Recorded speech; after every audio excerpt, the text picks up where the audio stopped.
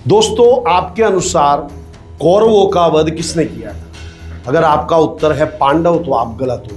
आपकी ये गलतफहमी इस वीडियो से दूर होने वाली है और दोस्तों आपके कई मिथ जो है वो इस वीडियो के बाद टूटने वाले हैं। तो कहानी शुरू होती है गांधार से, जिसे आज हम अफगानिस्तान कहते हैं। वहां थे एक राजा का नाम था सुबाल।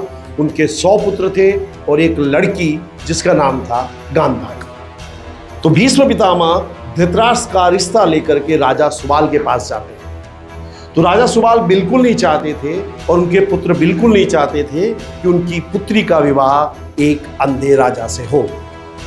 लेकिन उस समय हस्तिनापुर इतनी बड़ी सत्ता थी कि राजा सुबाल को अंत में घुटने टेकने पड़े। तो गांधारी का विवाह हो गया है धृतराष्ट्र के साथ और गांधारी पूरी तरह से पतिव्रता थी। गांधारी ने भी अपनी आंखों पे पट्टी बांधी, क्योंकि उन्होंने कहा कि जब मेरा पति कुछ नहीं देख सकता है तो मैं भी इस संसार में कुछ नहीं देखूंगा। तो गांधारी ने भी अपनी आंखों पे पट्टी बांधी। कुछ दिनों बाद धृतराष्ट्र को पता चलता है कि गांधारी विधवा थी, यानी धृतराष्ट्र का विवाह एक विधवा के साथ। कैसे? तो गांधारी का मांगलिक दोष था। उस मांगलिक दोष को दूर करने के लिए गांधारी का विवाह किया गया एक बकरे के साथ और बकरे की कुर्बानी दे दी गई। लेकिन यह बात धृतराष्ट्र से छुपाई गई। धृतराष्ट्र को काफी बुरा लगा और उन्होंने अंजाम दिया एक दुनिया के सबसे बड़े बदले। उन्होंने राजा सुबाल और उनके 100 पुत्रों को अपने राज्य में आमंत्रित किया और उन्हें कैद कर दिया। जो 100 पुत्र थे उनको पूरी तरह से मारने की विचारधारा थी, पूरी योजना थी। तो उन 100 बेटों को और राजा सुबाल को सिर्फ एक कटोरी चावल भेजा जाता था, जो एक व्यक्ति के लिए भी पर्याप्त नहीं था। राजा सुबाल समझ गए थे कि धृतराष्ट्र क्या चाहते हैं। तो राजा सुबाल ने अगले दिन एक योजना बनाई। उन्होंने अपने सभी पुत्रों को इकट्ठा किया कि हमारी मृत्यु निश्चित है। ऐसे में हम सभी में से एक उस व्यक्ति को जिंदा रहना चाहिए जो हम सभी का बदला ले सके और जो हम सब में सबसे श्रेष्ठ हो। तो वो था शकुनी। शकुनी जो था सबसे शार्प बुद्धि वाला व्यक्ति था। तो जो 100 पुत्र थे सबने अपने हिस्से का जो चावल था वो शकुनी को देना शुरू किया। शकुनी आंसू के घूंट पी करके वो चावल को खाता था, क्योंकि उसे जिंदा रहना था और लेना था बदला। एक एक करके राजा सुबाल के पुत्र मरने लगे। 99 पुत्र मर गए।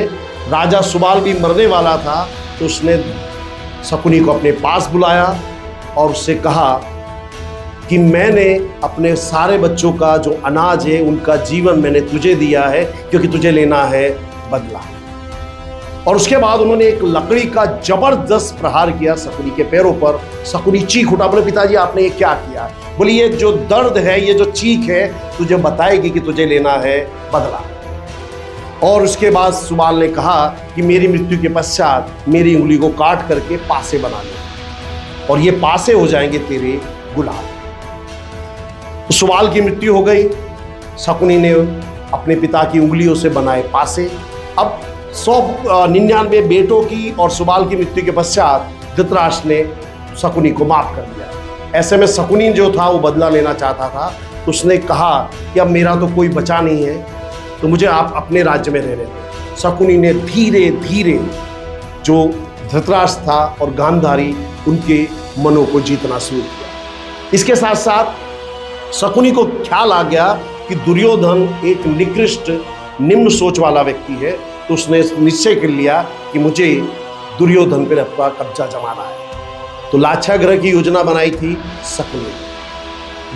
भीम को खीर बनाने की योजना बनाई थी शकुनी। जो महाभारत का युद्ध टाला जा सकता था, लेकिन शकुनी ने नहीं टाला और उसके कारण युद्ध हुआ और 100 कौरव मारे गए। तो वास्तव में 100 कौरवों को मारने वाला था शकुनी। पांडव तो मात्र साधन थे।